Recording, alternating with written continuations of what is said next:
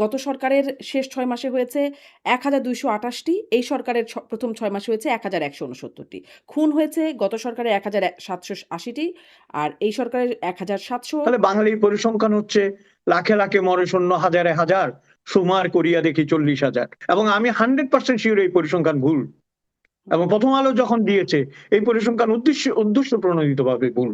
মানে স্বরাষ্ট্রমন্ত্রীর বক্তব্য শুনছিলাম, জ্বালানি সংকট বিগত ফ্যাসিবাদী সরকারের রেখে যাওয়ার সমস্যা। তাহলে প্রথম সাফারার হওয়া উচিত ছিল অন্তর্বর্তী সরকারের। তাদের আমলে ঠিক মতো চললো, এই আমলে এসে সংকট হয়ে গেল। এটার উত্তর কি? চট্টগ্রাম, ঢাকা এবং গাজীপুর। গাজীপুরের রিপোর্টটা ভয়াবহ। এই কথাটা কি আসলে অসত্য? এই সরকার ৬ মাসে কি করলো যে তাদের কারণে আসলে গ্যাস বিদ্যুৎ সংকট তৈরি হলো? এখন তো নানা প্রশ্ন উঠবে, মানি লন্ডারিং, এটা সেটা, কারচুপি, দুর্নীতি ইত্যাদি ইত্যাদি। এগুলো সব যদি আপনি এক পাশেও সরিয়ে রাখেন, তারা যে দেশটা ভালো চালিয়েছিল, আমি বলছি আগের গ্রুপটা কোয়ালিফাই করেছিল। প্লিজ লেট ইউ কোয়ালিফাই, আপনাকে কোয়ালিফাই করুন। আপনি মানে কোয়ালিফাই এমন ভাবে করলো যে একদম জনগণের দ্বারা বিতাড়িত হলো। 100% তারা বিতাড়িত হয়েছে। এবং এমন বিতরণ কিন্তু আমরা আগে দেখিনি। এই যে আপনার শোতে দেখি, বিভিন্ন শোতে দেখি আওয়ামী লীগের নেতারা এসে কথা বলে, লজ্জা থাকলে তারা কথাও বলতেন না। সম্প্রতি খুব আলোচনা হচ্ছে যে মহিলা bus service, pink bus service চালু করেছে এই সরকার। আমি বহু দেশে দেখেছি এটা, লেডিসদের আলাদা বগি থাকে, শুধুমাত্র মহিলারা উঠবে। কিন্তু তার মানে এই নয় যে অন্যান্য বগিগুলোতে মহিলারা উঠতে পারবেন না। খেয়াল করবেন। কিন্তু আমরা সন্দেহ করছি কেন? যারা সন্দেহ করছে তাদের কারণ হচ্ছে পুরো দেশটাতেই কিন্তু মহিলা এবং পুরুষকে ভাগ করে ফেলা হচ্ছে।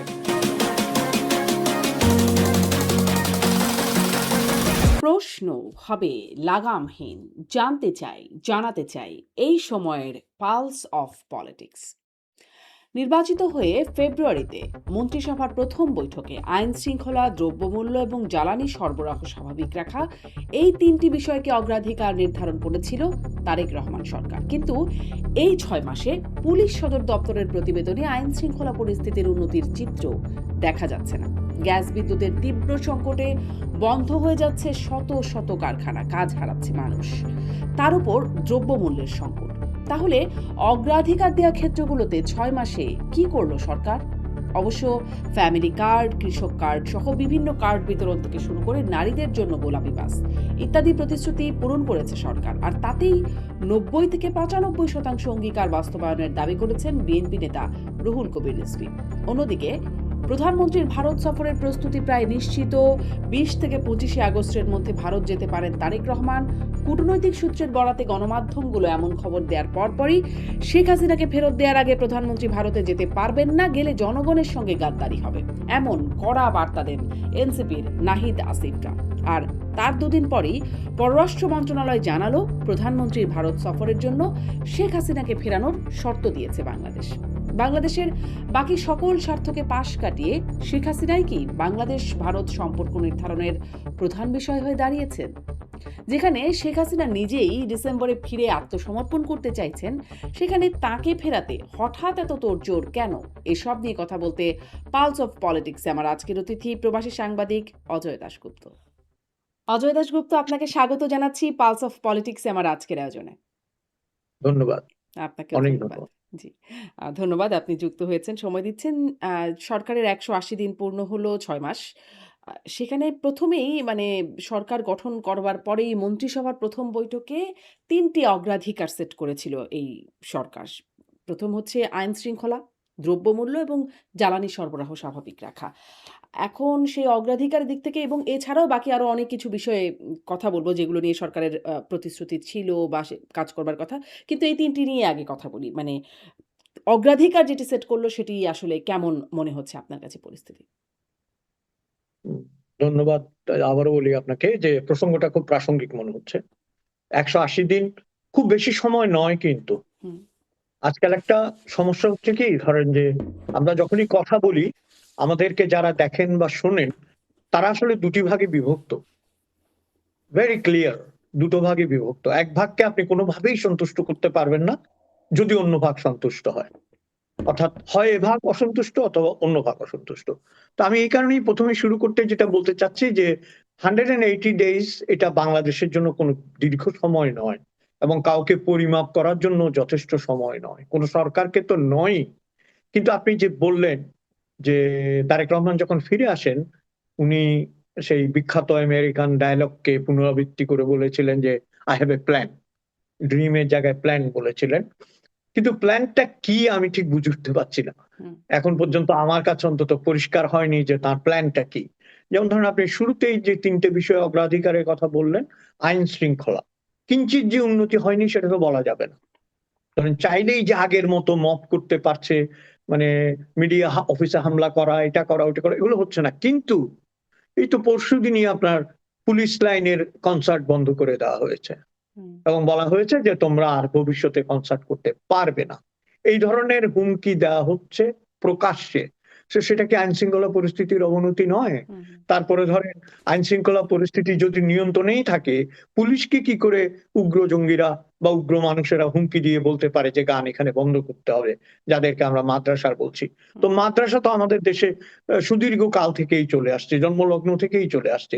এই ধরনের বেপরোয়া হয়ে যাওয়া আইন শৃঙ্খলা পরিস্থিতির অবনতি, এটাকে যদি আমি এক কথায় বলি, আমি মনে করি 50% হয়তো তারা পেরেছে নিয়ন্ত্রণ করতে, কিন্তু somehow 50% not under control, not at all.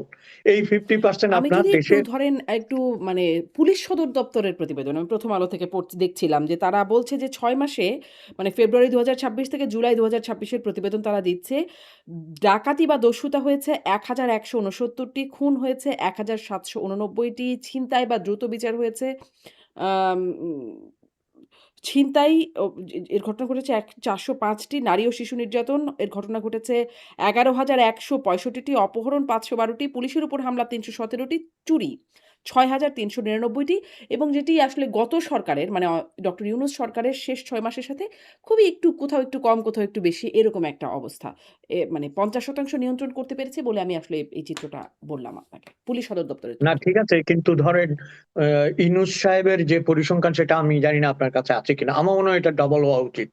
হুম, যদি সত্যিকার অর্থে ইউনূস সাহেবের সময়কার, মানে অন্তর্বর্তী সরকারের যে সময়কাল, হুম, সেই সময়কালকে যদি আমরা ধরি এবং পরিসংখ্যান দেখি, হুম। আমার মনে হয় এর চেয়ে ঢের বেশি হয়েছে। এবং আরেকটা কথা আমি যেটা বলতে চাচ্ছি আপনার, না, আসলে ডেফিনেটলি যদি এগুলো দেখেন অজয় সত্য। দাশগুপ্ত আমার কাছে আসলে মানে ১ম আলো থেকে পরিচিত পুলিশ সদর দপ্তরের রিপোর্টটাই তারা আসলে তুলে ধরছে। ধরেন ডাকাতি বা হুম, দস্যুতার ঘটনা গত সরকারের শেষ ৬ মাসে হয়েছে ১,২২৮টি, এই সরকারের ১ম ৬ মাসে হয়েছে ১,১৬৯টি। খুন হয়েছে গত সরকারের ১,৭৮০টি আর এই সরকারের ১,৭৮৯টি। ছিনতাই হয়েছে হুম। গত সরকারের ৪৬০টি, এদিকে ৪০৫টি। নারী ও শিশু নির্যাতন ১০,০৯০, ১১,১৬৫। মানে সবই এরকম একটু কম একটু বেশি এরকম একটা চিত্র দেখা যাচ্ছে। এখন তার এটা মানে কি আমাদের ব্যাপারটা ভাইয়া যে সরকার আর যেমন স্যার। স্বরাষ্ট্রমন্ত্রী বললেন, মানে আমি একটু যুক্তই করি আপনার সাথে যে স্বরাষ্ট্রমন্ত্রী যেটি বললেন সম্প্রতি শুনেছি যে রিপোর্টেড হতো না এখন রিপোর্টেড হচ্ছে। মানে এটা কি একটা কারণ? নাকি আসলে কি বলবেন? দেখুন, হাজার রিপোর্টেড হলেও আমি এই এই পরিসংখ্যানে বিশ্বাস করব না। হুম। কারণ আমাদের দেশে এগুলো কখন রিপোর্ট হচ্ছে? যেগুলো পুলিশের কাছে যাচ্ছে। হ্যাঁ, পুলিশের হ্যাঁ। কাছে যেগুলো যাচ্ছে না, সেরকম অসংখ্য ঘটনা রয়েছে, অসংখ্য ঘটনা রয়েছে। এবং যেটা বলছেন যে রেয়ার বিট পজিটিভ যে রিপোর্ট তো হচ্ছে, আর যেগুলি রিপোর্ট হচ্ছে না।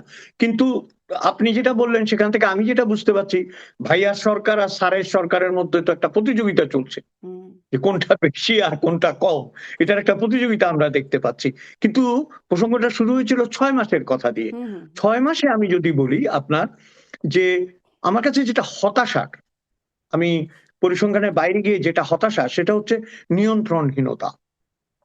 ইট ওয়াজ টোটালি কন্ট্রোললেস।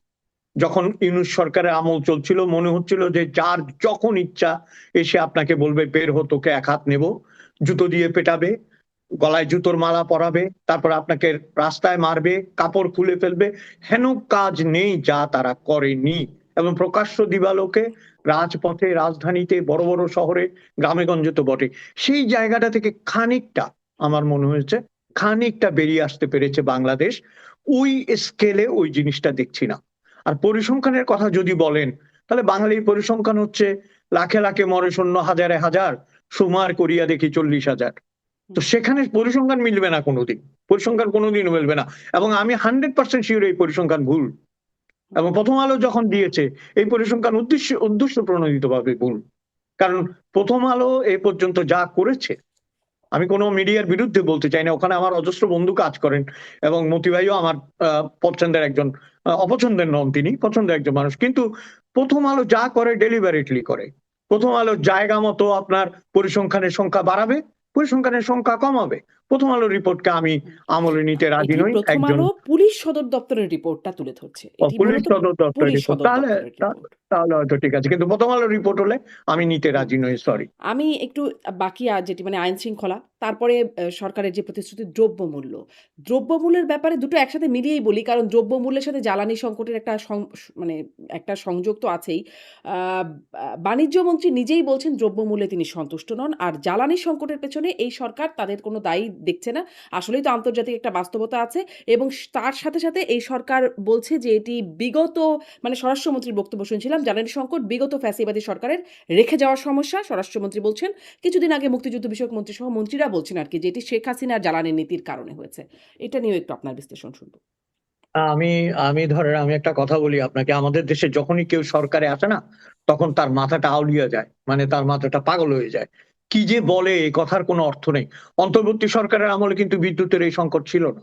আমি তাদের সরকারকে পছন্দও করছি না, এবং তাদের সরকারের সম্পর্কে আমার কোনো ধরনের সদার্থক মনোভাব নেই, আমি সরি। কিন্তু এটা তো স্বীকার করতে হবে যে 1.5 বছর তারা চালিয়েছে, সেই 1.5 বছরে আমরা এই সংকটটা দেখিনি। আর তারা যে বলছেন যে শেখ হাসিনা এটা দায়ী, বা শেখ হাসিনা সরকার এটার জন্য দায়ী, তাই যদি হয় তাহলে তাদের আগের সরকারের 1.5 বছরে তারা দিতে পারলো কি করে বিদ্যুৎ এবং গ্যাস? কি করে দিতে পারলো? যদি সেটা তার আগের সরকারের আহ কর্মকাণ্ড হয়ে থাকে, গাফিলতির কারণে হয়ে থাকে, ভুল নীতির কারণে হয়ে থাকে, তাহলে প্রথম সাফারার হওয়া উচিত ছিল অন্তর্বর্তী সরকারের। তাদের আমলে ঠিক মতো চললো, এই আমলে এসে সংকট হয়ে গেল। এটার উত্তর কি? এটার উত্তর কি শেখ হাসিনা দেবেন? শেখ হাসিনা সরকারের সময় দেখেন, মানুষ কিন্তু বারবারই একটা কথা বলছে, এই কথাটা বুঝতে হবে কিন্তু। এই স্পন্দন, এই বার্তা, এই মানুষের এই মনের কথা, এটা বুঝতে না পারা হচ্ছে আমাদের দেশের সরকারগুলোর সবচেয়ে বড় ব্যর্থতা। ব্যর্থতা স্বীকার করার মধ্যে ব্যর্থতা নেই, ব্যর্থতা বুঝতে না পারার মধ্যেই বড় ব্যর্থতা। কারণ আপনি বুঝতে পারছেন না আপনার ব্যর্থতা কোথায়, এই কারণে আপনি এটা বলছেন। আপনি একবার বলছেন ভারত থেকে গ্যাস আনবেন, এনেছেও বোধহয়, যেটা দেখলাম খবরের কাগজে। আপনার সাথে কথা বলার আগে আমি একটু চোখ বুলিয়ে নিচ্ছিলাম। চট্টগ্রাম, ঢাকা এবং গাজীপুর, গাজীপুরের রিপোর্টটা ভয়াবহ। বলছে আপনার গার্মেন্টস ইন্ডাস্ট্রির বিভিন্ন প্রোডাকশন গ্যাসের কারণে বন্ধ হয়ে গেছে, এবং ঠিকভাবে তারা পোশাক তৈরি করতে পারছে না এবং সাপ্লাই দিতে পারছে না। আপনি দেখেন চ্যানেল ওয়াইজ এই গ্যাসের সংকট কোথায় গিয়ে দাঁড়াচ্ছে। এবং চট্টগ্রামে আমি যতটুকু জানি, আমাদের যত আত্মীয় স্বজন বন্ধু বান্ধব আছেন, অনেকদিন তারা রান্না করেছেন দিনে এক বেলা, কোনো কোনো সময় রান্না করতে পারেননি। এই ধরনের যে একটা সংকট তৈরি হয়েছে, তীব্র সংকট, সেই সংকটকে উপেক্ষা করে যখন আমাদের প্রধানমন্ত্রী বলছেন, এটা আমার খুব কষ্ট লেগেছে। আমি মনে করি যে তিনি বলছেন যে কি যেন পেছনে ফ্যান চলছে, তার মানে কি বিদ্যুৎ আছে? উনি বলছেন এটা, যে পেছনে দেখবেন ফ্যান চলছে, কিন্তু আমার কাছে তারা বিদ্যুৎ চাচ্ছে। মানে উনি বলছেন যে ফ্যান চলছে মানে বিদ্যুৎ আছে, তারপরও আমার কাছে বিদ্যুৎ মানে বিদ্যুৎ চাচ্ছে, এই কথাটা বলেছেন। এই কথাটা বলা তার উচিত হয়নি, কারণ এই একটি ঘটনায় যদি সেখানে 10টা ফ্যান চলেও থাকে, এটা প্রমাণ করে না যে বাংলাদেশে গ্যাস বা বিদ্যুৎ আছে। কারণ হাজার হাজার মানুষ, কোটি কোটি মানুষ বিদ্যুতের অভাবে, গ্যাসের অভাবে তুলছে। সেটাকে অ্যাড্রেস করে যদি বলা হতো, তাহলে বিষয়টা আমি বুঝতাম যে তিনি বিষয়টা বুঝতে পেরেছেন। এই যে বুঝতে পেরেও না পারা, অথবা না পারা বোঝার ক্ষমতা, এটা কিন্তু আমি মনে করি ভয়ঙ্কর একটা ব্যাপার। আমি আজকেই সকালে একটা বিষয় দেখছিলাম, সেখানে একটা কথা আমি একটু বলি। সেটা হচ্ছে কি জানেন, যে সবসময় বলা হয়, এটা এটা আমরা সকলেই জানি, যে উইজডম হচ্ছে only good thing in the world, in the life, wisdom. আর ইগনোরেন্স হচ্ছে the most evil in the life. আমরা ইগনোরেন্স দিয়ে তো আমরা কেউ দেশ চালাতে পারবো না। মানে যারা দেশ চালান, তাদের যে না, উইজডম আমরা কিন্তু আশা ধরেন করছি যে সরকার বলছে যে তাদের কোনো বিন্দুমাত্র দায় নেই এই গ্যাস সংকট বা জ্বালানি সংকটের পেছনে। মানে এই কথাটা কি আসলে অসত্য? এই সরকার ৬ মাসে কি করলো যে তাদের কারণে আসলে গ্যাস বিদ্যুৎ সংকট তৈরি হলো? আন্তর্জাতিক বাস্তবতা সেটা তো আমরা সবাই দেখছি। এর সাথে আর কি আছে যে মানে সরকারের দায় কি আছে? দেখেন কিছু যে যার কারণে আমরা সংকটে আছি? দেখেন সরকার কি করে দায় এড়ায়, এটাই তো প্রথম প্রশ্ন। আপনি আপনি দেশের কর্তা, আপনি দেশ চালানোর দায়িত্ব নিয়েছেন, অর্থাৎ দেশের যেগুলো মৌলিক বিষয় সেগুলো সব আপনার অধীনে।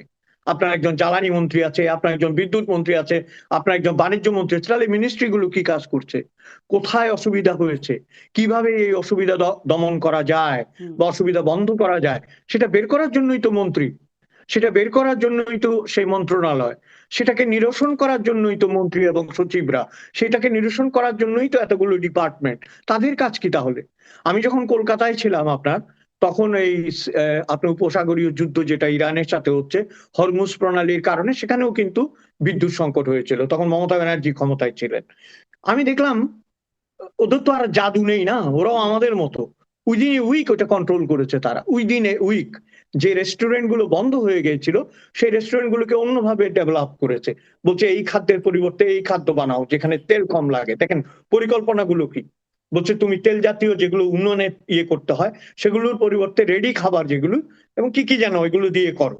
তারপর নানা জায়গায় আপনার শিল্প খাতে যেখানে গ্যাস বেশি ব্যবহার হয় সেটাকে রিডিউস করিয়েছে। What I am saying in fact যে একটা পরিকল্পনার প্রয়োজন, কোথায় রিডিউস করতে হবে, কোথায় দিতে হবে, তাই না? এবং আপনি বিপণী বিতান সাজিয়ে রাখবেন, গার্মেন্টস এ বিদ্যুতের সংকট হবে, গার্মেন্টস এর বিদ্যুতের সংকট হবে, সেটাকে আপনি বাঁচিয়ে রেখে মানুষকে বিদ্যুৎ দেবেন, আবার মানুষের খাদ্যের সংকট হবে। এগুলোর মধ্যে সরলীকরণ করলে তো চলবে না। এটা যে বলছেন যে সরকারের দায় নেই, হ্যাঁ সরকার হয়তো মোটা দাগে এই বিদ্যুৎ সংকটের জন্য দায়ী নয়, কিন্তু এর পরিকল্পনা বাস্তবায়ন এবং বিদ্যুৎ সংকটের অভাবের জন্য তো সরকারই দায়ী। মানুষ তাহলে কাকে দায়ী করবে? জি, মানুষ কাকে দায়ী করবে মানে সরকার কাকে দায়ী করছে সেটা একটু যদি দেখেন যে সরকার তো আসলে আন্তর্জাতিক যে বাস্তবতা সেটা তো আসলে আছেই বাস্তবতা। সেটি সবাই আমরা দেখছি। তার সাথে, সাথে ফ্যাসিবাদী আমলের বা বিগত আমলের রেখে যাওয়া সমস্যার কথা এই সরকার উল্লেখ করছে। সরকারের মন্ত্রীরা বলছেন। মানে আমি বিশ্লেষকদের বেশ কয়েকদিন ধরেই তো সমস্যাটা চলছে, বেশ প্রকট অবস্থায় চলছে। আপনি বলছিলেন শিল্প কারখানা যেভাবে বন্ধ হয়েছে, ফলে মানে ব্যাপক একটা অবস্থা দেশে বিরাজ করছে, খারাপ অবস্থা। ফলে যে এটি ফলো করতে গিয়ে যেটি দেখছিলাম যে আ উম মানে বিশ্লেষকরা বলছেন যে আমদানি নির্ভরতা বেড়েছে, নিজস্ব গ্যাস অনুসন্ধান সেটি আসলে আগের সরকারের বড় একটা সময় ছিল সেটি করা হয় নাই। সাথে, সাথে আরেকটা বিষয় এটি তুলে ধরছেন যে একটা এফএসআরইউ হয়েছিল আওয়ামী লীগ সরকারের সময় যেটি সামিট গ্রুপের সাথে হয়েছিল। কিন্তু ডক্টর আচ্ছা, ইউনূস সরকার যেহেতু আওয়ামী লীগ সরকার করেছে এবং সামিট গ্রুপের সাথে করেছে, সেটি বন্ধ করে দেয়া হলো। কিন্তু তার কোনো বিকল্প খোঁজা হলো না। ফলে এখন আসলে যখন একটি টার্মিনাল দুর্ঘটনা কবলিত হলো, তখন আর আমাদের হাতে কোনো বিকল্প নাই। এরকম একটা অবস্থার মধ্যে পড়ে গেল। ফলে দায় যখন দেখছি শুধু ফ্যাসিবাদী আমলেরটা দেখছি। ইউনূস সরকারের আমলেরটা কেন দেখছে না? আ মানে হামের ক্ষেত্রেও মানে তখনও ফ্যাসিবাদী সরকারের দায় দেখেছিল। ইউনূস সরকারেরটাও দেখেছিল কিন্তু ব্যবস্থা বা জবাবদিহিতা দেখা যায় নাই। মানে দায় দেখাতে কোনো মানে একপেশে ভাব আছে কি? অবশ্যই একপেশে ভাব।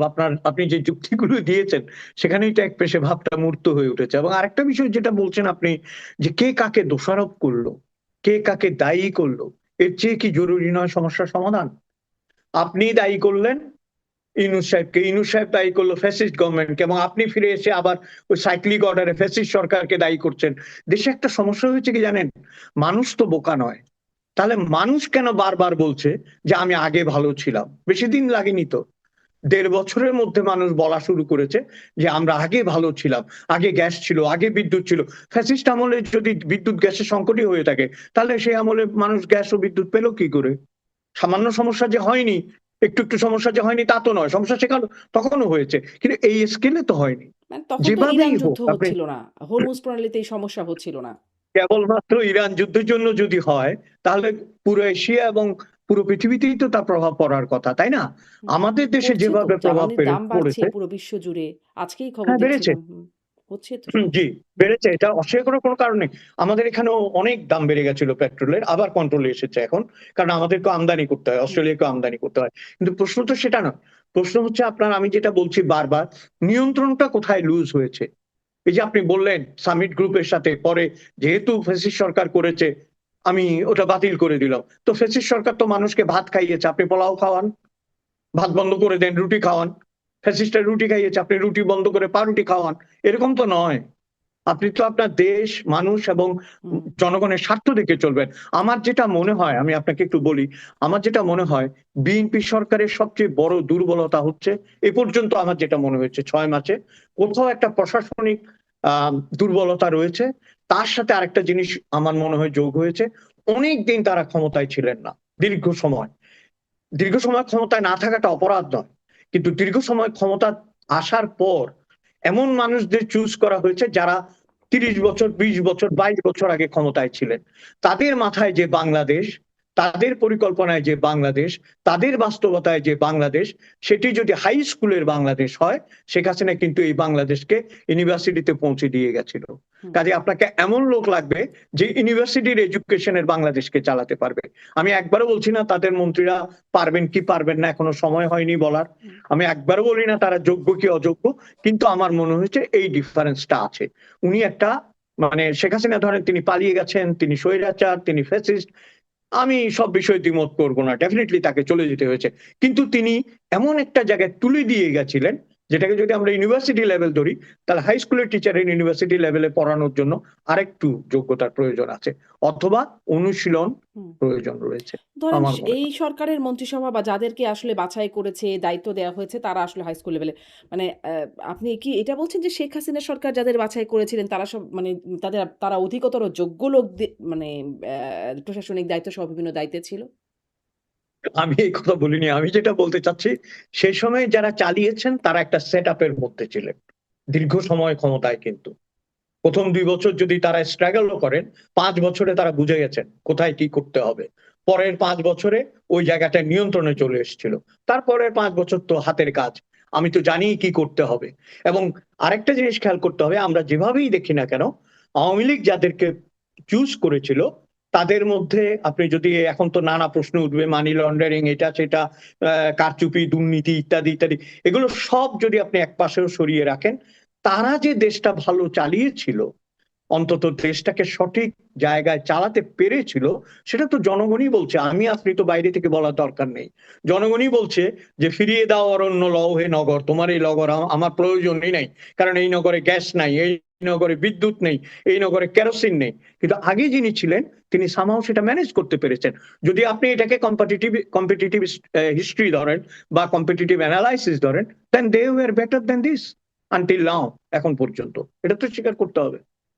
এখন কোন গ্রুপ ভালো, কোন গ্রুপ খারাপ, আমি সে কথাই বলছি না, কিন্তু আমি বলছি আগের গ্রুপটা কোয়ালিফাই করেছিল। প্লিজ লেট ইউ কোয়ালিফাই, আপনাকে কোয়ালিফাই করুন, আপনি কোয়ালিফাই করে আপনি সংকটের সমাধান করুন, then people will say you are better than them. মানে কোয়ালিফাই এমন ভাবে করলো যে একদম জনগণের দ্বারা বিতাড়িত হলো। ওইটা রাজনৈতিক আলাপ, কিন্তু রাজনৈতিক আলাপ যদি করেন 100% তারা বিতাড়িত হয়েছে। এবং এমন বিতরণ কিন্তু আমরা আগে দেখিনি, যে 300 মেম্বার, গ্রাম উপজেলা চেয়ারম্যান, একটা মানুষ নেই, এর চেয়ে লজ্জা হতে পারে না। আপনি যখন আমাকে বলতেই বলছেন, আমি বলি এই যে আপনার শোতে দেখি, বিভিন্ন শোতে দেখি আওয়ামী লীগের নেতারা এসে কথা বলে, লজ্জা থাকলে তারা কথাও বলতেন না। কেন কথা বলতেন না আমি বলছি জানেন?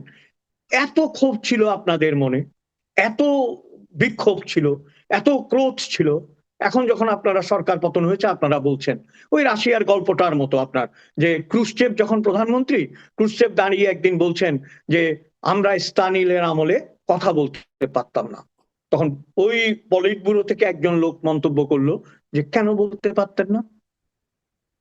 ক্রুশচেভ বক্তৃতাটা থামিয়ে বললেন, can I please ask you to stand, যে বলেছেন তাকে কি একবার দেখতে পারি?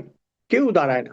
তখন উনি বললেন যে আমি কথা দিচ্ছি যে আপনার নিরাপত্তার কোনো অভাব হবে না, আপনি সাহসী মানুষ, একটু দাঁড়ান। তাও দাঁড়ায় না। তারপর বলছে আমি এখানে সবার সামনে বলছি আপনার কেশাগ্রহ কেউ স্পর্শ করতে পারবে না, একটু দাঁড়ান। তবুও দাঁড়ায় না। তখন ক্রুশচেভ হেসে বললেন, ঠিক একই কারণে আমরাও স্তালিনের বিরুদ্ধে দাঁড়াতে পারিনি। বুঝতে পেরেছেন?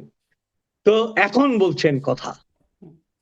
এবং আজকে না কালকে দেখলাম সাবেক পররাষ্ট্রমন্ত্রী ছিলেন না মবিন সাহেব, ওই যে মোমেন সাহেব উনি বলছিলেন যে উনারা কাছে ঘেঁষতে পারেননি শেখ হাসিনা।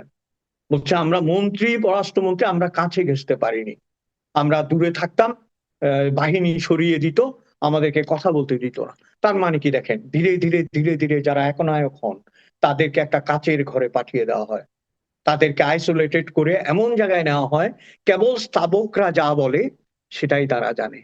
অথচ জানেন, যখন আপনি ইতিহাসে পড়বেন, এই যে আকবর ছিল মোগলদের মধ্যে সবচেয়ে নিরক্ষর, যার অক্ষর জ্ঞান ছিল না, অথচ আমরা বলি আকবর দ্য গ্রেট। কারণ কি জানেন? হি চুজ দ্যাট কম্পেনিয়ন। তার যে নবরত্ন সভা ছিল, যেখানে হিন্দু মুসলিম নির্বিশেষে তিনি মানুষগুলোকে পছন্দ করেছিলেন, তারা চালাতো। ওই সভাসদ যদি ঠিক হয়, আপনি সঠিক পথে থাকবেন। একটা ছোট্ট ইয়ে দিয়ে শেষ করি, সেটা হচ্ছে আপনার একটা চীনের একটা প্রবাদ আছে, পাখি যে আকাশে ওড়ে, পাখি যে জোট বাঁধে, কিভাবে জোট বাঁধে জানেন? পালক দেখে। অন্য পাখির পালক দেখে ও বুঝতে পারে ওটা ওর সাথে যাবে কিনা। এইটুকু তো আমরা আগের সরকারের আমলে তারা পারেনি। তো তাদের পতন হবে না তো কাদের পতন হবে? জি। আ একটু আসি সরকারের কথা মানে আলোচনা করছিলাম। ১৮০ দিনের কর্মপরিকল্পনার অংশ হিসেবে একটা মানে বেশ কিছু বিষয় আছে যেমন বিভিন্ন কার্ড দিয়েছে এই সরকার। আম একটা নিয়ে সম্প্রতি খুব আলোচনা হচ্ছে যে মহিলা bus service, pink bus service চালু করেছে এই সরকার। এটি আসলে কেমন উদ্যোগ আপনার কি মনে হয়? এটা তো আমজাদ হোসেন অনেকদিন আগে একটা সিনেমা করেছিল, গোলাপী এখন ট্রেনে। তো গতকালকে দেখলাম গোলাপী এখন বাসে। হুম, ট্রেনটা এখন বাস হয়ে গেছে। সব গোলাপি রঙেরা বাস উঠেছে। হুম, হুম, দেখুন, আমি কোন জিনিসের শুরুতে নেগেটিভ এবং বিরোধিতা করতে অপছন্দ করি। কারণ এটা একটা প্রক্রিয়া। এখন প্রশ্ন হচ্ছে, আমি বিভিন্ন মন্তব্য দেখলাম, বিভিন্ন ধরনের ডিফারেন্ট টাইপস অফ ওপিনিয়ন ভেসে বেড়াচ্ছে এবং অনেকগুলো লজিক্যাল। যেমন জিজ্ঞেস করছে যে এদেরকে নিয়ন্ত্রণ করবে, মানে বাসের ড্রাইভারকে কে নিয়ন্ত্রণ করবে, কন্ডাক্টরকে কে নিয়ন্ত্রণ করবে। বলছে ঢাকায় তো মারামারি হওয়া একটা ন্যায্য ব্যাপার, সবসময় মারামারি হয়, ন্যায্য কথাটাই বলছে যে এটা হবেই। তখন এর গায়ে তো হাত তুলতে পারবে না, কারণ মহিলা ড্রাইভার। তার মানে কি ওর গায়ে হাত তুলবে? এই ধরনের কথাবার্তা আসছে। কিন্তু কিন্তু আমার কাছে যেটা আম মানে প্রশ্নবোধক যেটা, সেটা হচ্ছে যে মহিলাদের জন্য আলাদা বাস চালু। তার আগে একটু বলি, কলকাতায় কিন্তু ট্রেনে মহিলাদের আলাদা বগি আছে। আপনি হয়তো জানেন হুম। যে এখানে আমি বহু দেশে দেখেছি এটা, লেডিসদের আলাদা বগি থাকে। শুধুমাত্র মহিলারা উঠবে। কিন্তু তার মানে এই নয় যে অন্যান্য বগিগুলোতে মহিলারা উঠতে পারবেন না। খেয়াল করবেন কিন্তু। অন্যান্য বগিতেও মহিলারা উঠতে পারবেন। কিন্তু এই দুটো বগি স্পেশালি তাদের জন্য দেয়া হলো। তো সেটাতে একটা সমতা আছে। মহিলা পুরুষ একসাথে যাচ্ছে। দুটো বগি মহিলাদের দেওয়া হয়েছে বা একটা বগি দেওয়া হয়েছে।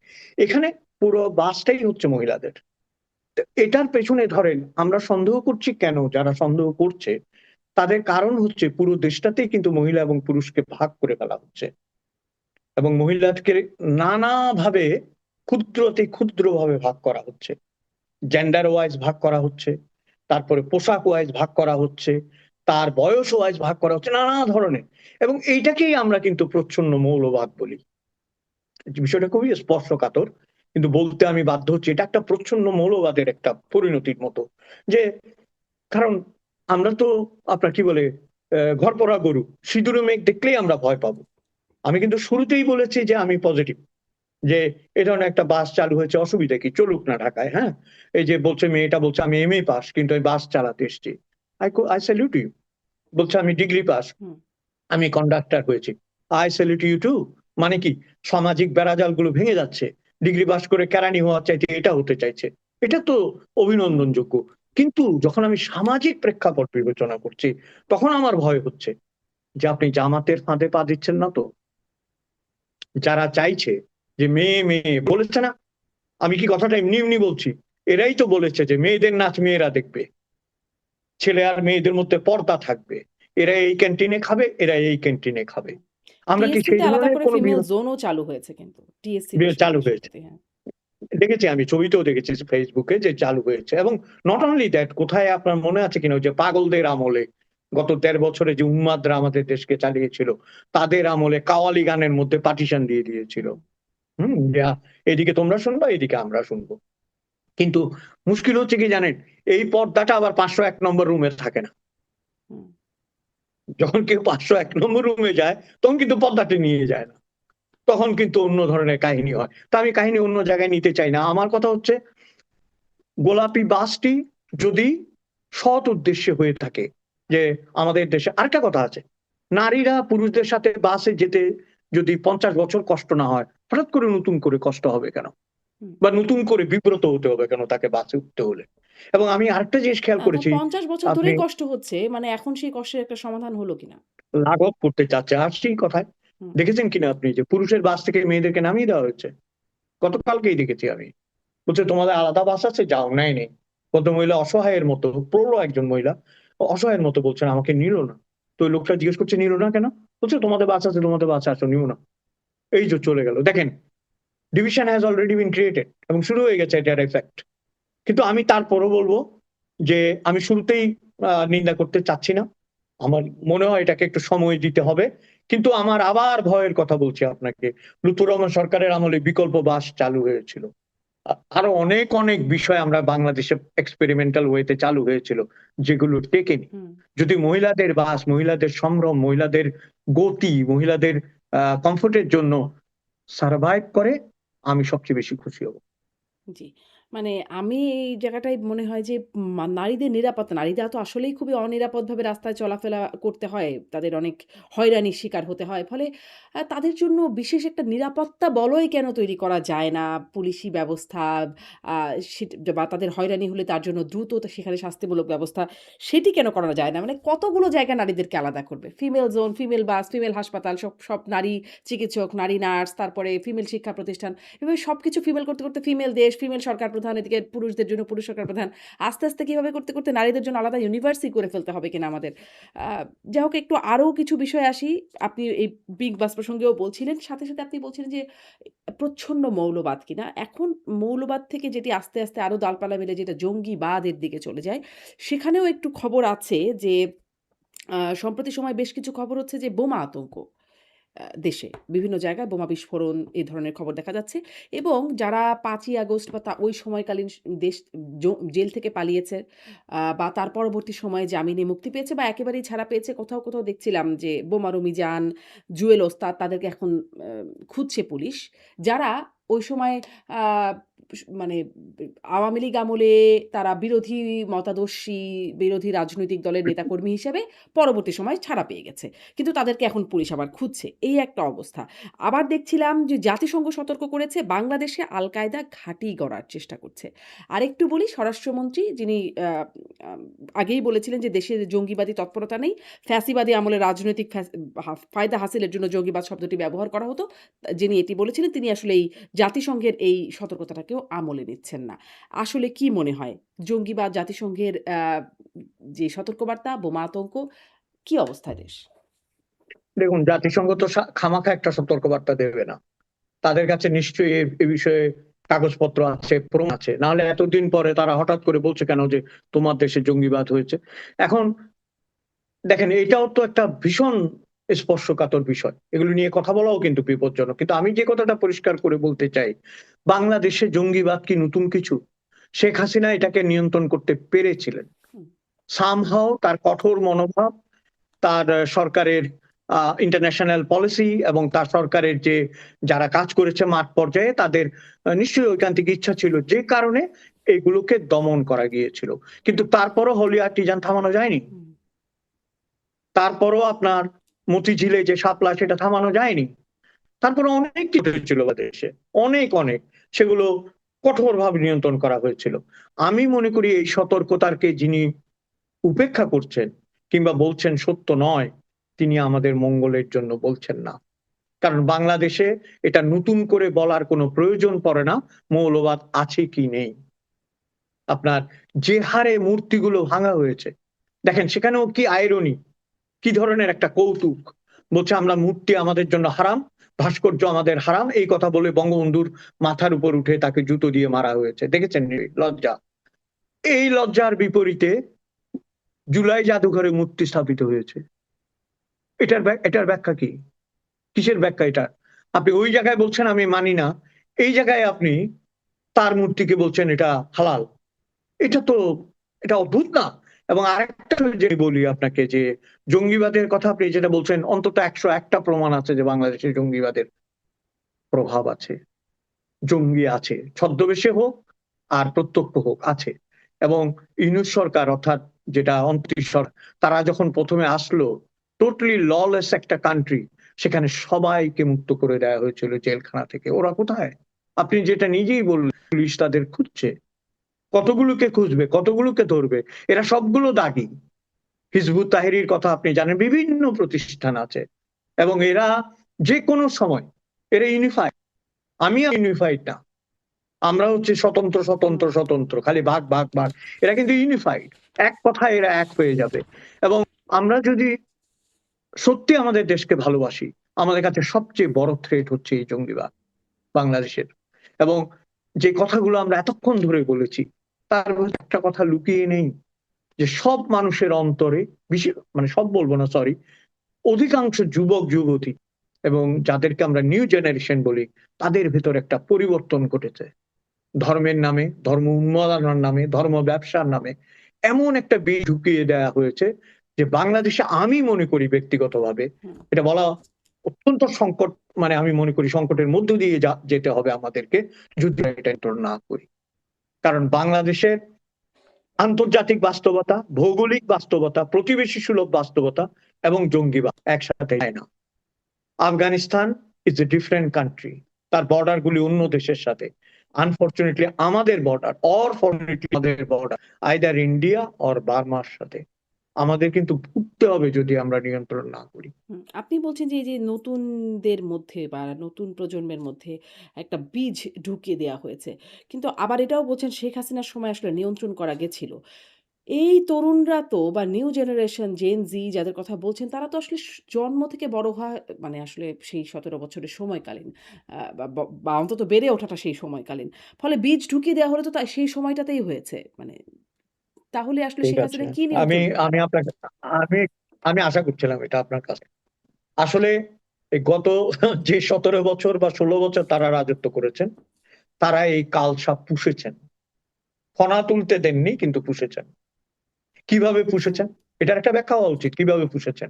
ইনস্টিটিউশন গুলো করেছেন, শক্তি দিয়ে দমন করে পুষেছেন।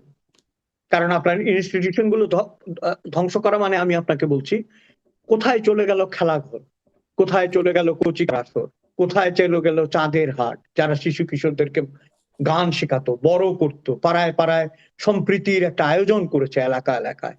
কোথায় চলে গেল যুব ইউনিয়ন, কোথায় চলে গেল উদীচী, কোথায় চলে গেল ছায়ানট? খালি পয়লা বৈশাখে অনুষ্ঠান করা ছায়ানট। এই আপনার প্রতিষ্ঠানগুলো এমন মানুষের দ্বারা নিয়ন্ত্রণ করা হলো বা নিয়ন্ত্রিত হলো, যারা নিজেদের চেয়েছে নিজের মঙ্গল, নিজেদের ফ্লারিশমেন্ট, নিজেদের পদক। আজকে এগুলো বলতে হবে। এমন হুম, মানুষকে পদক দেওয়া হয়েছে, এমন মানুষদের পদবি দেওয়া হয়েছে। শিল্পকলার কথাই ধরেন, লিয়াকত আলী লাকী বছরের পর বছর ওই জায়গাটা আঁকড়ে ছিলেন এবং শিল্পকলার সর্বনাশ করে দিয়ে চলেছেন। আমি একটা নাম বললাম, এরকম প্রচুর আছে। এই যে প্রতিষ্ঠানগুলো ধ্বংস করা, এই প্রতিষ্ঠানগুলো ধ্বংস হয়েছে আওয়ামী লীগ আমলে নাই। একদিন রাত্রে আমি একটা টক শো করছিলাম অনেক আগে, আপনার এরকম একটা ইয়েতে, বাংলাদেশের একজন স্বনামধন্য প্রফেসর, আমি নাম বলবো না, তার বয়সে খুব চমৎকার বাংলা বলেন। আমি যখনই বলছিলাম তিনি ঘুরেই আমাকে প্রতিবাদ করছিলেন। আমি বলছি যে এই যে 14-15 বছর ধরে বড় হওয়া, এরাই তো এই আমলে বড় হয়ে এগুলো শিখেছে। আপনি ওই কুমিল্লার ঘটনাটার পর, ওই যে কুমিল্লায় পূজা নিয়ে যেতে হয়েছিল ওটার পর, তাই হচ্ছে আওয়ামী লীগ এটাকে কিভাবে সমর্থন করছে, কিভাবে এটাকে সহ্য করছে। উনি আমাকে বলছেন সমাধান হয়ে যাবে, চারিদিকে মুজিব মুজিব বলছে। তো আমি হচ্ছে, আপনি চারদিকে মুজিব দেখছেন, আমি কিন্তু দেখছি চারদিকে মুজিব কোড। এবং এই মুজিব কোড খুলে নিতে খুব বেশি দেরি হবে না। 5ই অগস্টের পরে সব মুজিব কোড খুলে গেছে, খেয়াল হুম, করেনি? একসাথে সবগুলো মুজিব কোড খুলে গেছে। এটা আমাদের জন্য, বঙ্গবন্ধুর জন্য, বাংলাদেশের জন্য লজ্জা। তো আমি ওই কথাটায় ফিরে আসি। আওয়ামী লীগ দমন করেছে, বন্ধ করে রেখেছে। একটা ছোট্ট উদাহরণ দিই আপনাকে। পানি যেখান থেকে গত হয়, ফ্লো থাকে, চাপা দিয়ে রেখেছেন। কোনো কারণে যদি চাপাটা খুলে যায়, তা এমন ভাবে বেরোবে না, যেটাকে আমরা বিস্ফোরণ বলি, হ্যাঁ, পাতের মতো বেরোবে। কিন্তু ওই জায়গাটা যদি মানে ছিপি দিয়ে বন্ধ না করে যদি নিয়ন্ত্রণ না যেত, কি দিয়ে নিয়ন্ত্রণ করবেন? সাহিত্য। সর্বনাশ হয়ে গেছিল সাহিত্যের। যে পদক পায় সে সাহিত্য করে, আর যে সাহিত্য করে সে পদক পায় না, এরকম একটা পরিস্থিতি তৈরি হয়েছিল। সংস্কৃতি খালি শো অফ। আপনার গ্রামে গঞ্জে যে সংস্কৃতির কথা, কেন শেখ হাসিনার আমলে কি আলান ফকিরের ভাস্কর্য ভাঙ্গা হয়নি? শেখ হাসিনার আমলে কি বাউলদের উপর অত্যাচার হয়নি? সেগুলো দৃষ্টান্তমূলক কোথায় হয়েছে? আজকে শাহরিয়ার কবির আপনার ধুঁকছেন তিনি, সেদিন দেখলাম করুণ অবস্থা, হাঁটতে পারেন না। তিনি যখন বললেন যে একটা আইন করেন, আইন করে বন্ধ করেন, তখন তো শোনা হয়নি তার কথা। অথচ বেচারা আজকে কিন্তু খেয়াল করেন, আওয়ামী লীগ যেটা করছে, তুষ্টি। পৃথিবীতে সবচেয়ে বোকামি হচ্ছে আত্মতুষ্টি। আত্মতুষ্টির যে বেড়াজালে তারা পড়ে গিয়েছিল, আত্মতুষ্টির যে নরকে তারা নিমজ্জিত হয়েছিল। সেখান থেকে যখন উঠেছে তখন আর পরিত্রাণের পথ নাই। এবং কি হচ্ছে জানেন, আমাদেরকেও ডুবিয়ে দিয়ে গেছে। বাংলাদেশের 3 শ্রেণীর মানুষকে আওয়ামী লীগ ডুবিয়ে দিয়ে গেছে তারা সার কাটছে বার জন্য। প্রথমত যারা প্রগতিশীল মুসলমান অথবা প্রগতিশীল সংখ্যাগুরু, যারা সংখ্যালঘু হিন্দু বৌদ্ধ খ্রিস্টান করে 3 শ্রেণীর মানুষকে তারা নরকে আর নিমজ্জিত তৃতীয় করে শ্রেণী চলে কাকে গেছে। বললেন? একটু নেটওয়ার্কের সমস্যায় শুনি না। আওয়ামী লীগ যারা করে, আচ্ছা। যারা রাজনৈতিকভাবে হুম, আওয়ামী লীগের বা মুক্তিযুদ্ধের সমর্থক তাদেরকে। তো আপনি দেখেন, কিন্তু আমি যদি এখন নির্মম ভাবে বলি, আপনি পরিবার, আপনার পরিবারের সকল মানুষ, আপনার সমস্ত নেতা নিরাপদে চলে গিয়েছেন এবং যেখানে আছেন সেখানে আর যা কিছুর অভাব থাক, টাকার অভাব আছে শুনি নাই, কিন্তু যারা আছেন তাদের কথা ভাবেন। এবং আমি আপনাকে একটা কথা, আপনি যখন প্রসঙ্গ তুলেছেন, আমি নির্মম ভাবে বলছি, you cannot win a war with a defeated soldier. আপনি পরা সেনাপতি দিয়ে যুদ্ধ জয় করতে পারবেন না, হুম, আপনার স্ট্র্যাটেজি বদলাতেই হবে। জি। পরাজিত সেনা দিয়ে আসলে যুদ্ধ জয় করা যায় না। একটা মানে এই পরামর্শ তারা নেন কিনা দেখা যাক। কিন্তু তারা বলছেন এই মানে তারা আসলে পরামর্শ নিচ্ছেন কিনা আপনি নিশ্চয়ই সেটাও পর্যালোচনা করছেন যে তারা বলছেন তারা ফিরবেন। মানে শেখ হাসিনা বলছেন ডিসেম্বরের মধ্যেই ফিরবেন, আগেও ফিরতে পারেন। এখন আ এই তার যে সেনাপতিদের দল সেখানে তো কোনো পরিবর্তন দেখা যাচ্ছে না। তাহলে কি পরাজিত সেনাদেরকে দিয়েই আসলে আবার নতুন করে চেষ্টা করছেন?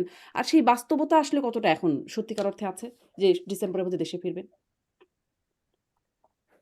দেখুন, আমি প্রথমে কথা বলি, যে কোনো মানুষ যিনি বাংলাদেশে জন্মগ্রহণ করেছেন তার দেশে ফেরার অধিকার আছে, হুম, তিনি যেই হন না কেন। কারণ আপনি আমেরিকায় থাকেন, আপনি জানেন যে যারা যে দেশে জন্মগ্রহণ করে তা থেকে চাইলে দেশ বের করে দিতে পারে না। কারণ তাহলে তো সে কান্ট্রিলেস হয়ে যাবে, পরিচয়হীন হয়ে যেতে পারে না। আমার দেশের যে মানুষ, শেখ হাসিনাই হোক আর তসলিমা নাসরিনই হোক আর মৃত দাউদ হায়দারি হোক, সকলেরই অধিকার ছিল, আছে এবং থাকবে দেশে যাওয়ার। কিন্তু ক্ষেত্রটা ঘটেছে, তাকে তো আইনের মোকাবেলা করতে হবে। কারণ তিনি চলে যাওয়ার পর প্রায় 3 বছর হতে চলেছে, তাই তো? 2.5 বছর 3 বছর হতে চলেছে, হোয়াট এভার। এই সময়ে অনেক কিছু পরিবর্তন হয়েছে। এবং আরেকটা বাস্তবতা তো মানতেই হবে, যতই বলেন যে হেলিকপ্টার দিয়ে দিয়ে আসুক, হেলিকপ্টার নিয়ে আসুক, কিন্তু আপনার আগের হেলিকপ্টার যাত্রাগুলোর সাথে হেলিকপ্টার যাত্রাটা মেলে? হুম, হুম। তখন তো গার্ড নিয়ে গেছেন, তাই না? তার মানে আপনি রাষ্ট্রীয় ক্ষমতায় ছিলেন। তখন ওখানে ফুলেল বা বরণ করা হচ্ছে জাতীয় সঙ্গীত দিয়ে, কারণ আপনি ক্ষমতায় ছিলেন। এইবার আপনি যতভাবেই বলেন আপনাকে পালিয়ে যে আমরা অ্যাকসেপ্ট করি, এখন যদি ফিরেন আপনাকে আইনের আওতাতেই তো ফিরে আসতে হবে। এবং এখানেই কিন্তু বাংলাদেশের চাকরি নির্ভর করছে। আপনি হয়তো জানেন যে প্রায় ঠিক হয়ে গেছিল যে তারেক রহমান 20-21 তারিখে হুম, হুম।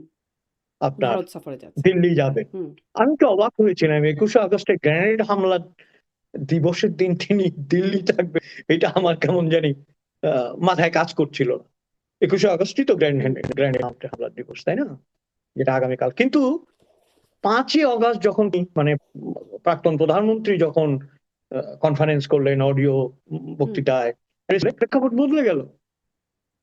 প্রেক্ষাপট বদলে গেল। এখন দেখেন, একটু বিস্তারিত যদি বলি, ভারতের একটা বড় দেশ, আগে তার প্রতিবেশীগুলি দেখেন আপনি, শ্রীলঙ্কার সাথে সম্পর্কটা ওকে, মানে একটা টিক, ওকে, এখন ওকে আছে। নেপালের বালেন শাহ, যে তরুণ প্রধানমন্ত্রী, he took 5 months to see Indian ambassador. 5 মাস পরে দেখাচ্ছেন, তিনি দেখাই করেননি। মালদ্বীপের সাথে রিপেয়ার হচ্ছে সম্পর্ক, খুব খারাপ হয়ে গেছিল কিন্তু আস্তে আস্তে রিপেয়ার হচ্ছে। ভুটানের সাথে ওটা তো আচ্ছা বলার দরকার নেই। পাকিস্তানের সাথে চিরবৈরিতা, হ্যাঁ, চির বৈরিতা, যতদিন দুই দেশ থাকবে বৈরিতা হুম, বোধহয় শেষ হবে না। চীনের সাথে also repairing the relationship with fight and others. কাজেই ভারতের পররাষ্ট্র নীতি আমার মনে হয় ধরো একটু প্রয়োজন আছে। বহু বছর আগে আপনারা দালাই লামাকে আশ্রয় দিয়ে একবার তিব্বতের সাথে পক্ষে নিয়ে অনেক কিছু ঘটে গেছে। এখন অবশ্যই আপনি হাসিনাকে আশ্রয় দিয়েছেন, তার প্রাণ করেছেন, কৃতজ্ঞতা। কিন্তু এটাও তো মনে রাখতে হবে, বাংলাদেশের মানুষ যে নারী, সেটাও বুঝতে হবে, কিন্তু সেটাও বুঝতে হবে আপনাকে। কারণ আপনি যদি সৎ সম্পর্ক চান, আমি একবারও বলছি না যে শেখ হাসিনাকে তারা খুনিদের কাছে হস্তান্তর করুক, নো। কিন্তু এমন একটা সম্মানজনক পর্যায়ে আসতে হবে, সেটা সম্পর্কটার কথা, এমন সম্মানজনক পর্যায়ে আসতে হবে যেখানে আমাদের প্রধানমন্ত্রী অবশ্য ভারতের মধ্যে আবার এটাও বলেছে যে আসলে তাকে যথাযোগ্য সম্মান এবং স্মরণীয় অভ্যর্থনা জানানো হবে। স্মরণীয় অভ্যর্থনার কথা আসছে কেন? যেটা যথোপযুক্ত সেটা পাবে না। হুম আমি যাব আপনার দেশে, আপনি ঠিক যেভাবে অন্যদের বরণ করেন আমাকেও করবেন। স্মরণীয় বলার মধ্যে আপনি যে এক্সট্রা ক্রেডিটটা দিতে চাচ্ছেন, তার মানে ইউ হ্যাভ সাম উইকনেস। আপনি সীমাটাকে কি কাটিয়ে স্মরণীয় কথাটা বলতে চাচ্ছেন। যাই হোক, আমি কঠিন না করে কথাটা প্রাঞ্জল ভাবে বলি যে ভারতকে এই ব্যাপারে অগ্রণী ভূমিকা পালন করতে হবে। কারণ বাংলাদেশে এই কোনো কারণেই হোক এনটি আওয়ামী লীগের যে সেন্টিমেন্ট গড়ে উঠেছে এবং সাধারণ মানুষের মধ্যে এখন পর্যন্ত চলে যাওয়া সরকার সম্পর্কে যে মনোভাব রয়েছে, সেই মনোভাবগুলো তাড়াতে হলে পজিটিভ মনোভাবের কোনো এখন কোনো ভারতকে বিকল্প কি নেই। করতে হবে? মানে এবং ভারতের জন্য কি করতে পারে? তাদেরকে যে উদ্যোগটা নিতে হবে, এখন তো ভারতকে বেশ তৎপর দেখা যাচ্ছে। দীনেশ ত্রিবেদী আসছেন, তারেক রহমানের সাথে দেখা করার সাথে, সাথে আবার মোদির সাথে গিয়ে জি, দেখা করছেন। খুব যে আপনি বললেন যে অভ্যর্থনা দেওয়া হবে, উষ্ণ অভ্যর্থনা পাবেন সেটি বলা হচ্ছে বা স্মরণীয়, খুবই হ্যাঁ। তারা অধীর আগ্রহে অপেক্ষা করছেন। এই ধরনের শব্দ তারা ব্যবহার করছেন। তারেক রহমানকে নেবার ব্যাপারে। মানে তাদের আসলে কি করতে হবে অগ্রণী ভূমিকা পালনের ক্ষেত্রে বলছেন? হ্যাঁ, তাদের কি করতে হবে এটা বলার মতো যোগ্য আমি অন্তত ব্যক্তিগতভাবে। কিন্তু আমি যেটা মনে করি তারা যেটা না করতে পারতেন সেটা না করে হতো। যেমন 5ই অগস্টের বিষয়টা আপনার এখানে আশ্রয় নিয়ে কিন্তু আমি অডিওতে সারা পৃথিবীকে বলেছি, হুম, আমি একবারও বলছি না ভালো, আমি বলছি অপর প্রান্তে যিনি আছেন হুম, তারেক রহমান বা বাংলাদেশ আছেন তাদের মনোভাবটা বুঝতে হবে না? আপনি তো তাদের সাথে আলোচনা করতে চাচ্ছেন, তাই না? তো তাদের ডিজায়ারটা কি? তারা তো আপনাকে আশ্রয় দিতে নিষেধ করেনি, আশ্রয় আপনি দিয়ে ফেলেছেন। এবং সেখান থেকে কিভাবে মানে নিরাপদে প্রত্যাবর্তন করতে পারে সেটা বরং হওয়া উচিত। সেই পর্যন্ত ধৈর্য ধারণ করা, সে পর্যন্ত বিষয়গুলো অন্যভাবে হ্যান্ডেল করা, এটা তো ভারতের কূটনীতির অংশ। হুম, হুম, আমি আপনি বলার কি, তা কূটনীতির অংশ। কিন্তু যে কথাটা বাংলাদেশ বলেছে, ইট গট মেরিট। আমি মনে করি এটা পয়েন্ট আছে। আপনি একদিকে বলতে দিচ্ছেন আবার আমাকে বলছেন স্মরণীয় দেবেন, তাহলে তো আমার তো দুটো কথা দিচ্ছে না। এটা হুম, বলার অধিকার আছে তার। কিন্তু আমি আবারও বলছি, শেখ হাসিনা যদি সেইভাবে কথা বলতে পারেন তাহলে তাকে উন্মুক্ত করে দেওয়া হোক সেখানে। ওকে ফাইন, তিনি তারপরে তারেক রহমান যাবে না গেলে নাই। হুম, দ্বৈততা নয়, স্বচ্ছতা। আমি তাকে আশ্রয় দিয়েছি, রাজনৈতিক আশ্রয়, তিনি এখান থেকে কথা বলবেন, দ্যাটস ইট। তুমি আসলে আশ্রয় নেই, এটা তো বলছেন না। হুম। এটা বললেন। অথবা বলেন যে না, আমি আশ্রয় দিয়েছি কিন্তু রাজনৈতিক কর্মকাণ্ড নাই, তোমার সাথে আটা হবে কিভাবে প্রত্যাপন করা যায়। আপনি উই ভারতের নিড এ কথা ক্লিয়ার বলছেন। ভার্সন। হ্যাঁ, ভারতের কথা বলছেন যে ভারত জি। আসলে একটা একটা মানে খুব স্বচ্ছ অ্যাপ্রোচ দিচ্ছে না। বাংলাদেশের ব্যাপারটা আসলে আপনি কিভাবে দেখছেন? যে বাংলাদেশে আপনি বলছিলেন যে আ ৫ই আগস্টের পরে পরিস্থিতি চেঞ্জ হলো। কিন্তু তারপরে তো আবার একটু আমরা ধরুন ১৪-১৫ তারিখের খবরও যদি দেখি, বিবিসি বলছে যে তারেক রহমানের ভারতে যাওয়ার প্রস্তুতি প্রায় নিশ্চিত। ডেইলি স্টার বলছে, বাংলাদেশি ডেইলি স্টার সহ আরো কিছু পত্রিকা এবং ভারতের গণমাধ্যমগুলো তো বলছেই যে ২০ থেকে ২৫ আগস্টের মধ্যে আ ভারতে যেতে পারেন, সফরে যেতে যেতে পারেন পারে। তারেক রহমান। এটা হচ্ছে এই সময়ের খবর। কিন্তু তারপরে দেখা গেল এনসিপির নাহিদ ইসলাম, আসিফ মাহমুদ সজীব ভুইয়া তারা বললেন যে ভারতে যেতে পারবেন না, গেলে গাদ্দারি হবে বাংলাদেশের জনগণের সাথে। এবং তারপর তার দুদিন পরে আবার পররাষ্ট্র মন্ত্রণালয় জানাচ্ছে যে অনুকূল পরিবেশ তৈরি হতে হবে। ভারতকে যেতে হলে শর্ত হিসেবে আছে শেখ হাসিনাকে ফেরত দিতে হবে। আ আসলে পরিস্থিতি দ্রুত পরিবর্তন হয়ে যাচ্ছে নাকি? কি হচ্ছে পরিস্থিতির ভেতরে? হ্যাঁ, এবং এখন পর্যন্ত কিন্তু আমরা যখন কথা বলছি আমরা শিওর না তিনি যাবেন কি যাবেন না। হুম, হুম, আমরা কিন্তু জানি না। হুম। কারণ অনেকগুলো নিউজ কিন্তু। এবং দেখেন এই যে আমাদের একজন ইয়ে ছিল, ওর নাম কি ওই যে ডক্টর ইউনূস আমলে যিনি পররাষ্ট্র দেখতেন, খলিলুর রহমান। ও না, যে পররাষ্ট্র তৌহিদ পাতলা হোসেন। করে ভদ্রলোক। না, হ্যাঁ, হ্যাঁ। উনি কি বলেছেন যখন চলে গেল অন্তর্বর্তী সরকার থেকে? উনি কিন্তু কি বললেন পরিষ্কার করে যে ইউনূস প্রথম বলেছেন ভারতের সাথে যোগাযোগ করতে। দেখেছেন নিশ্চয়ই হুম, যে ভারতের সাথে যোগাযোগ কর, আমি ওখানে যেটাই বার্তা করতে হুম, চাই কিন্তু দেয়নি। দেখেন, তাহলে অনেক কথা, তার মানে এটা বললাম কেন আমরা দিই না অনেক কিছু। আমাদের কাছে যেটা পোট্রে করা হয়েছিল যে ইউনূস পাত্তাই দিচ্ছে না ভারতকে। হুম, হ্যাঁ, পাত্তাই দিচ্ছে না, আমার প্রয়োজনই নাই ভারতের, এরকম একটা অ্যাটমসফিয়ার ক্রিয়েট করা হলো। তো এই ভদ্রলোক বলছেন যে প্রথমেই তাকে রিকোয়েস্ট করা হয়েছে কল ইন্ডিয়া, এবং তিনি বলছে যে ইন্ডিয়া রেসপন্ড করছে না, ইন্ডিয়া তার মতবাদ বদলাবে না এত তাড়াতাড়ি, লাভ নেই, আমি চেষ্টা করেছি, এই কথাগুলো বেরিয়ে এসছে। হুম। তার মানে কি? অন্তর্বর্তী সময়ে এবং আন্ডার কারেন্টে কি চলছে আমরা জানি না, হয়তো উনি যাবেন। আমি ব্যক্তিগতভাবে মনে করি যাওয়াটা উচিত, আমি ব্যক্তিগতভাবে মনে করি। কারণ বৃহৎ প্রতিবেশী বিভিন্ন ভাবে আমরা তার সাথে সম্পর্কিত। দেখেন, আমরা এক ধরনের গান শুনি, এক ধরনের খাদ্য খাই, প্রায় এক ধরনের খাদ্য খাই, আমাদের ভাষাও অঞ্চিত এক, এবং আমরা না বলতে পারলেও হিন্দি বুঝি। হিন্দি সিনেমা এখানে এরকম বাংলাদেশি খুব কমই আছে কিন্তু। হ্যাঁ, এই যে নাহিদ ইসলামের কথা বললেন, দেখবেন ও যখন টায়ার্ড হয়ে ঘরে যায়, ও কিন্তু বাংলাদেশে গান শুনবে না, ও দেখবেন হিন্দি গান শুনে রিল্যাক্স হবে, গোসল করবে, হিন্দি গান শুনবে, হয়তো শ্রীদেবীর একটা নাচও দেখলো। এগুলো আমাদের কমন ফেনোমেনা, এখানে কোনো অসুবিধা নেই।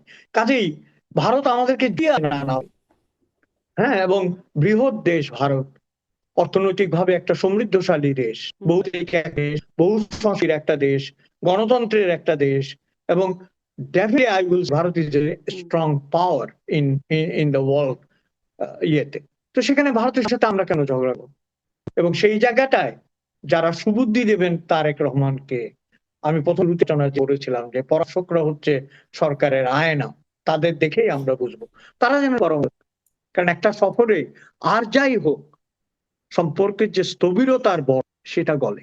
আমি যদি আপনার বাসায় যাই, আপনি অনিচ্ছা সত্ত্বেও যদি আমাকে এক কাপ কফি খাওয়ান, কিংবা আপনার অন্ন থাকবে যে এই মানুষটা আমার বাসায় মেহমান হয়ে এসেছিল, এবং যিনি যাবেন মনে করবেন গিয়ে এই সমাদরটা পেয়েছিলাম, তাহলে অন্তত মানে এইটুকু এখন এই উন্মোচিত হোক। শর্তটা কেন দিচ্ছে বলে আপনার মনে হয় যে শেখ হাসিনাকে ফিরে দিতে হবে? কোন সত্য? মানে যেটি আসলে ভারতের অবস্থান মোটামুটি স্পষ্ট যে তারা আসলে শেখ হাসিনাকে ফিরিয়ে দেবার ব্যাপারে একদমই ইতিবাচক না। সেখানে এই শর্তটাই কেন মানে দিচ্ছে? এবং তার মানে কি আসলে যাবে না? এরকম একটা বা ভারত বলছে কঠিন শর্ত, রূঢ় শর্ত দিচ্ছে। এটি ভারতের বিশ্লেষকরা বলছে, ভারতের সরকারের পক্ষ থেকে বিভিন্ন গণমাধ্যমে যেগুলো খবর আসছে। তো এরকম শর্ত দেওয়াটা মানে যৌক্তিক হচ্ছে? এই সত্যটা কিন্তু আমরা জানছি মিডিয়া, এবং এই সত্যটা আমরা জানছি কিন্তু উপরের প্রচারে, ভেতর দেওয়া হয়তো জানি না, শর্ত আদৌ দেয়া হয়েছে কিনা তাও কিন্তু আমরা জানি না। এবং পররাষ্ট্র যদি মন্ত্রণালয়ের আপনি ব্রিফিং থেকে আবারও তো বলছি, শুনতে পারছি যে এরকম বলছে তারা হ্যাঁ ঠিক আছে, বাংলাদেশের। স্বরাষ্ট্র মন্ত্রণালয় তখনকার এর সাথে পরে যখন উনি নেমে গেলেন, একটু আগে যাকে কোট করলাম, ওটা মিলেছে? হুম, তখন তো বলেছে যে আমরা আমাদের অনেক প্রতিবেশী, আমাদের কোনো প্রয়োজনই নেই। আমি তো নিজে শুনেছি এটা বলেছে, এবং বলছে আমরা শক্ত অবস্থানে আছি, আমাদের আমরা করি না। পরে দেখা গেল যে উনি বলছেন যে ইউনূস সাহেব ওনাকে রিকোয়েস্ট করেছে যে একটু ফোন করে ব্যবস্থা করেন, এবং ব্যবস্থা হয়নি যদি। কিন্তু আমি আবারও বলছি, যে শর্তই হোক, হাসিনাকে ফেরত দেওয়া শর্তটা একটা ঠিক শর্ত। কিন্তু শুধুমাত্র রাজনীতি কি ভারতের সাথে আমাদের সম্পর্ক? আমি যে একটু আগে বললাম, সংস্কৃতি, অর্থনীতি, তাই না? তারপরে ধরেন যে ইতিহাস, হুম, আরো জিওগ্রাফিক্যাল অনেক সমস্যা, রোহিঙ্গা, আরো অনেক সমস্যা আছে যেগুলো ভারতের সাথে আলাপ হতে হবে। বিদ্যুৎ সমস্যার কথা আলাপ হতে হবে, গ্যাসের কথা আলাপ হতে হবে, খাদ্যের কথা হতে। সেখানে one point only hmm. Is a big point, but only one point, there are so many others to discuss. কেন যাবে না? হুম। আমার মনে হয় যে আর সম্পর্কের শেখ হাসিনা তো নিজেই বলছেন এখন ডিসেম্বরের মধ্যে ফিরে আসবেন, ফিরতে চান। তো তাকে তো আসলে বিচারের মুখোমুখি করার জন্য পাওয়াই যাচ্ছে যদি তিনি সত্যি ফিরে আসেন। আম সেক্ষেত্রে ঠিক আছে, এটাই হ্যাঁ, এইটাকেই খুব শর্ত সেটি কেন? মানে তিনি ফিরে আসলে তাকে পাওয়াই যাচ্ছে বিচার করবার জন্য।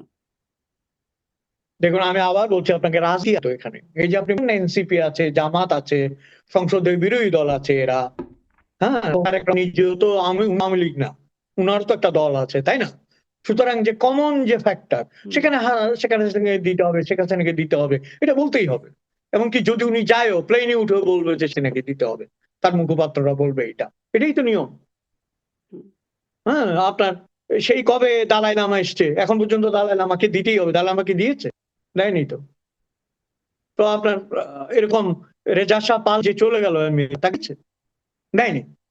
কিন্তু এই দ্বিতীয় হবে হয়তো আপনার যাওয়া হবে, কথা হবে, এবং বরফ বলতেই হবে, জি, বরফ বলতেই হবে। বরফ গলতে হবে। আপনি মনে করছেন যে তারেক রহমান আসলে যাবেন মানে দ্রুত সময়ে? আমি ব্যক্তিগতভাবে না যাওয়ার কারণ দেখি না। আচ্ছা, স্পষ্ট। যাবেন কিনা সেটা তো সরকারের ইচ্ছা, কিন্তু না যাওয়ার কারণ তো একটাই, আর যাওয়ার কারণ অজস্র। না যাওয়ার কারণ একটাই, যাওয়ার কারণ অজস্র। শেখ হাসিনা ফিরবেন ডিসেম্বরে আপনার কি মনে হয়? আমি খুব ছেলেবেলায় বুঝতেন ওই হাতের রেখা দেখার জন্য কিরোর বই পড়তাম, কিরো। হ্যাঁ, এটা কিরোই ভালো বলতে পারবে, তবে আমার মনে হয় ইট টেকস টাইম। মানে ডিসেম্বরের মধ্যে হচ্ছে না। ওটা আমি কোনো ডিসেম্বর বলতে পারবো না, আচ্ছা, কিন্তু আমার মনে হয় সময় নেবে। আচ্ছা। আ রাষ্ট্রপতি নির্বাচিত হতে যাচ্ছেন। মানে রাষ্ট্রপতি ইতোমধ্যেই জেনে গেছি আমরা মির্জা ফখরুল ইসলাম আলমগীর হতে যাচ্ছেন আমাদের রাষ্ট্রপতি। আ আজকেই সে তো ভোট মনে হয়। হ্যাঁ, ভোট। আজকেই ভোট। মানে এটা তো আসলে জানা বিষয়, তারপরেও একটা আনুষ্ঠানিকতা বটে। আ সেখানেও একটা শেখ হাসিনার একটা বক্তব্য শুনলাম সামাজিক যোগাযোগ মাধ্যমে। তিনি বলছেন রাষ্ট্রপতি হবার জন্য ডক্টর ইউনূসের জিহ্বা ল্যাক, ল্যাক করছিল। তাকে যে বানায়নি একজন অন্তত একজন রাজনীতিবিদকে বানিয়েছে, এজন্য বিএনপিকে ধন্যবাদ জানাচ্ছেন তিনি। কেমন মনে হলো তার বক্তব্যটি? এটা বলেছে, আপনি এটা বলেছেন? হ্যাঁ, আমি শুনছিলাম। মাত্রই শুনেই মনে হলো যে বক্তব্যটা কেবলই বাবা! শুনলাম তো তাই মনে হলো। তাহলে আমি একটা কথা বলি আপনাকে। আমি ১ম এই কিন্তু এই কথা বলতে চাই যে মির্জা ফখরুল ইসলাম আলমগীর একজন ভদ্রলোক। হুম, আমি ভদ্রলোক বলছি বিকাশ। কারো অন্তর ব্যবচ্ছেদ করার মতো এক্স-রে মেশিন পৃথিবীতে নাই। হুম, তার হৃদয়ে আছে, এটা তাদের জানার কথা না, জানবও না। কিন্তু আমি তাকে বিবেচনা করেছি ২ টি বিষয় দিয়ে। একটি হচ্ছে জনতার বিরুদ্ধে ওবায়দুল কাদের জঘন্য ভাষায় এবং ছলে কদর্যভাবে তাকে আক্রমণ করতেন, তিনি কোনদিন এটার উত্তর নেই। কোনদিন, কোনদিন। আপনার মনে আছে হয়তো তিনি বলেছেন, "ফখরুল সাহেব আপনার ঠাকুরগাঁর বাড়িতে গিয়ে উঠবো, জায়গা দিবেন না?" এভাবে ব্যঙ্গ হুম, করতেন এবং মানে পরিহাস করেছেন। হু, হু। কখনো তিনি উত্তর দেননি। আরেকটি হচ্ছে ২ একটা ইন্টারভিউ তার দেখেছি। সেখানে যখনই তাকে বলেছে যে প্রিয় বিষয় কি? তিনি ওই থেকে অনর্গলটা বলেছেন। এবং রবীন্দ্রনাথের দুঃসময় কবিতাটি বলেছেন। যদিও সন্ধ্যা আসিছে মন্দ মন্থরে। আমি খুব ইমপ্রেসড হয়েছি যে এই ভদ্রলোক, মানে রবীন্দ্রনাথের কবিতা। এবং পরে আমি দেখছি বিএনপির অনেক মিছিলে পদযাত্রার সময় উনি রবীন্দ্রনাথের গান গাইতে, গাইতে চলে যেতেন। নজরুলের গান গাইতে, গাইতে চলে যেতেন। যদি তোর ডাক শুনে না আসে, নজরুলের তোরা সব জয়ধ্বনি করে এগুলি গাইতে যাইতেন। তো এগুলো একটা মানুষকে চেনার জন্যে ধরেন আমি কিন্তু এখন হয়তো গালাগালির বন্যা হবে যে নতুন মীর জাফর বেরিয়েছে, এই দালাল বেরিয়ে এগুলি বলবে। ভাই, আমি মির্জা ফখরুলের কাছে কিছু চাই না, প্রয়োজনও নেই। হুম, কিন্তু একজন ভদ্রলোক রাষ্ট্রপতি হয় অসুবিধা কি?